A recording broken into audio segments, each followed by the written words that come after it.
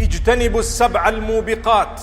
The Prophet ﷺ, hadith authentic, narrated by Abu Hurairah radiallahu anhu, he says, and he was serious about it, stay away from the 7 most destructive sins. Most destructive sins. What type of destruction? Wallahi, on earth as well as in the hereafter. Now, I told you already, when you seek forgiveness, you will be forgiven by Allah. When you ask Allah's mercy, He will grant you the mercy. So, if you have engaged in any sin between you and Allah, you will be forgiven. Remember that. When a person commits shirk, people say he will never be forgiven. That's not true. The Quran speaks about shirk not being forgiven for the one who has passed away on shirk and did not seek forgiveness. As for the one who sought forgiveness from any sin between him and Allah, wallahi, it is forgiven. Wallahi, it is forgiven. The Sahaba radiallahu anhum in Makkah, the Muhajirun, prior to their Islam, what were they? They were mushrikeen. They committed shirk that we would not even think of at times. They used to worship things that we or some of our forefathers, limited forefathers, have not even done.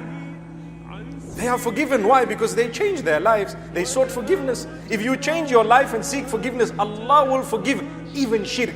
Don't misinterpret the verse where Allah says, إِنَّ اللَّهَ لَا يَغْفِرُ أَن يُشْرَكَ بِهِ وَيَغْفِرُ مَا دُونَ ذَلِكَ لِمَن يَشَاءُ. Allah will never forgive shirk, but He can forgive anything besides that, whatever He wishes. That is referring to a person who dies without seeking forgiveness, without turning to Allah, and without changing his or her life. Indeed. Which means still Allah can forgive someone who did not repent for any sins besides shirk. What is shirk? Association of partnership with Allah in worship. You worship someone, something besides Allah or with Allah. That is known as shirk. So, the first one from the major destructive sins, where the Prophet ﷺ says, stay away from 7 types of sins that are very destructive, the most destructive sins in this world and the next. Ijtanibu as-sab' al-mubiqat. Those that would result in your punishment in this world and the next. Destructive. The first one is shirku billah. Stay away from associating partners with Allah subhanahu wa ta'ala. If you have, turn back to Allah. If there is ever any act that you are doubting, you rather leave it out than to engage in something that might just be wrong. Because those acts of worship Allah wants you to engage in, they are enshrined very clearly. As for those that are not clear, you can actually leave them out. It won't be a problem. Because Allah subhanahu wa ta'ala has taught you what you need to know in clarity. May Allah subhanahu wa ta'ala make it easy for us. The second one, you will be surprised, as-sihr, magic. To engage in magic, to participate in black magic, to ask for it, to go and seek it, and to be a party of it. All of that is considered al-mubiqat, from among those sins that are extremely destructive in the dunya and the akhirah. Why? The Prophet Muhammad ﷺ says, Man sahara faqad ashrak. Whoever casts a spell has associated partners with Allah. My brothers, my sisters, it is rampant across the globe. Now it is becoming more where people are participating in magic to get things. Subhanallah. People are engaging in magic thinking that by us doing something like this, we are going to achieve goodness, not realizing you are cutting the umbilical cord between you and Allah in a figurative way.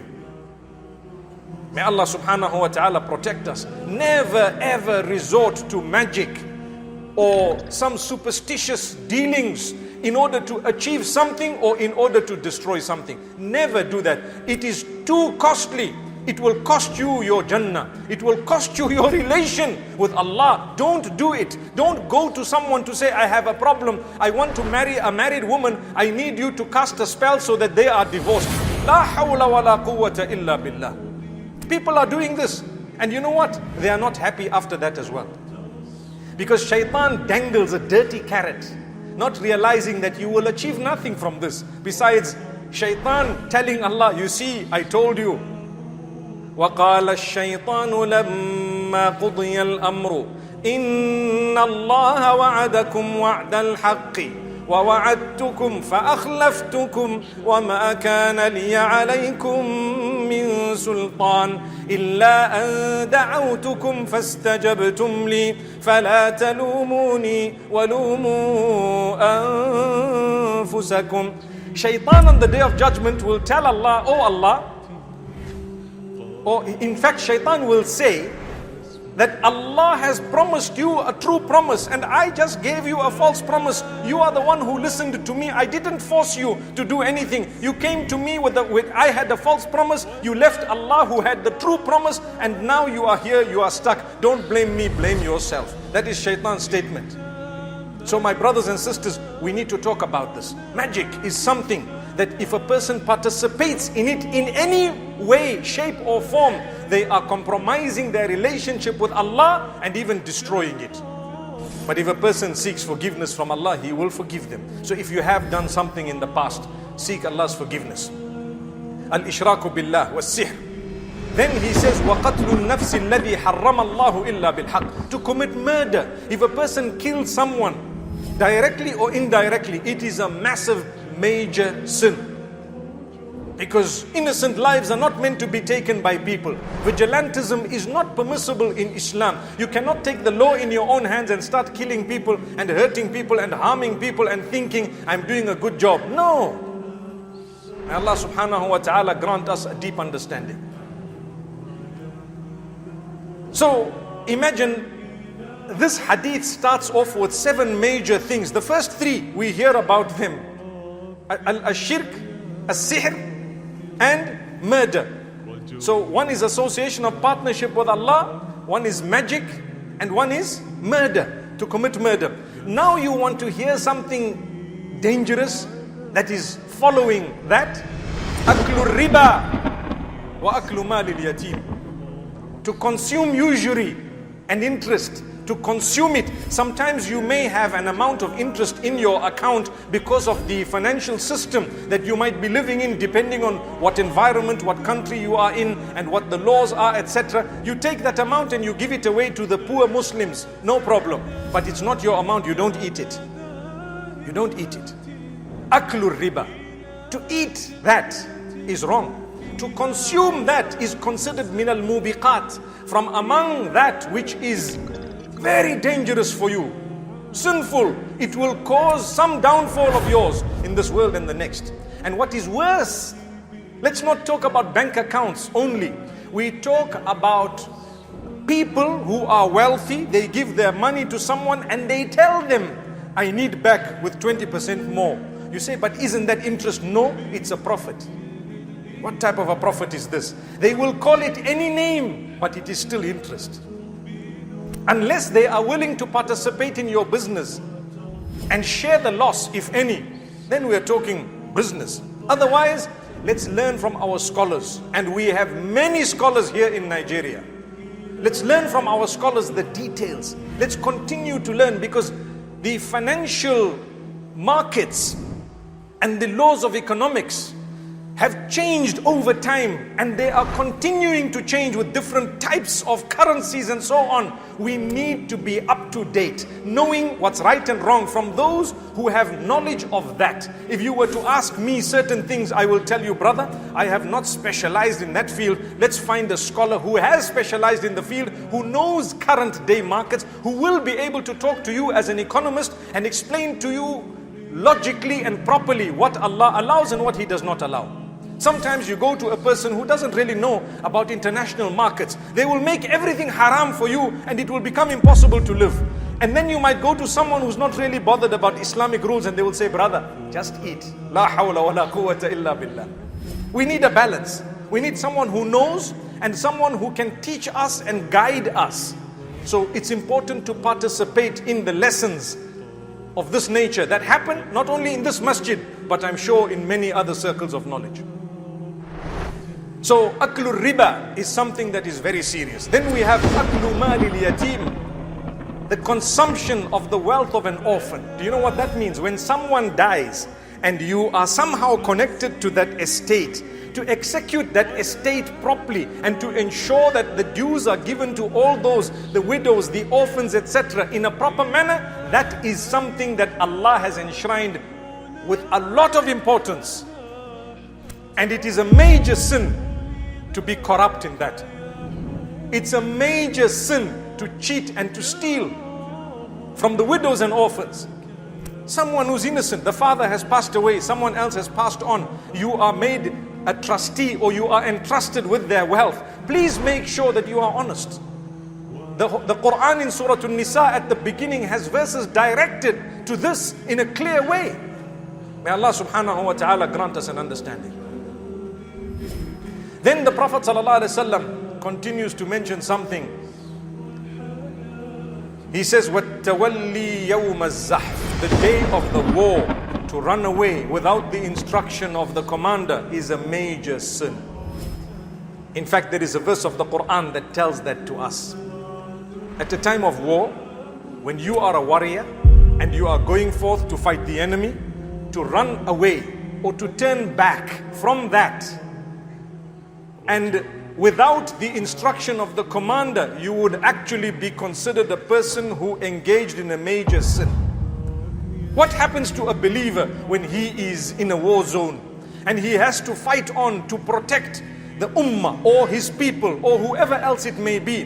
One of two good things happen to him. Either there is victory on the ground, so we are victorious, or he is considered a martyr because he lost his life and he will get jannah. Was there a loss? In actual fact, for a believer, there was no loss. The idea here is to strengthen the warriors, to tell them, you do not go back. Make sure you follow the instructions of the commander. You know the battle of Uhud, some of the people did not follow the instruction of the Prophet ﷺ, and they came down from a certain hillock where they were supposed to be guarding, and that caused a lot of destruction for the Muslims. May Allah subhanahu wa ta'ala grant us goodness. And the last one from those 7 that we will talk about today, it's in the hadith. Ijtanibu as-sab' al-mubiqat. Remember the term as-sab', it means the 7. Al-mubiqat means those sins that are very detrimental and damaging against you in your deen, your dunya, your akhirah, in your life and the hereafter. The last one is qadh al-muhsanat al-mu'minat al-ghafilat. To falsely accuse the believing females who are innocent of the sin you are accusing them of, primarily immorality. People today come out and say, that one is having an affair with this one is having an affair. What did you see? You just saw them talking together. What else did you see? You saw one message on the phone. What else did you see? And you know how far your accusation went? Subhanallah. I'm not condoning messages on the phones, but I'm telling you, if the Prophet ﷺ says, be careful about accusing others of immorality, then you need to know it's a serious sin. It happened at the time of Rasulullah ﷺ. Surah An-Nur has in it verses that have clarified accusations against our mother Aisha radiallahu anha. That was not for nothing. Allah says, وَالَّذِي تَوَلَّى كِبَرَهُ مِنْهُمْ لَهُ عَذَابٌ أَلِيمٌ. The one who started all of it, the main man who was behind the accusation against Aisha radiallahu anha, he will have a severe punishment. But more than that, لِكُلِّ امْرِئٍ مِّنْهُمْ مَكْتَسَبَ مِنَ الْإِثْمِ. Everyone who spread the tale, everyone who enjoyed the gossip is going to be punished because of what they have done, what they have earned. So there are two things we need to know. Never accuse someone of something, especially when it comes to immorality, because false accusation is something major. And secondly, never become a person who enjoys gossip, because then you will be carrying tales. And when you carry tales, naturally you will carry something that is wrong, and you will earn an equal portion of the sin based on what you have done.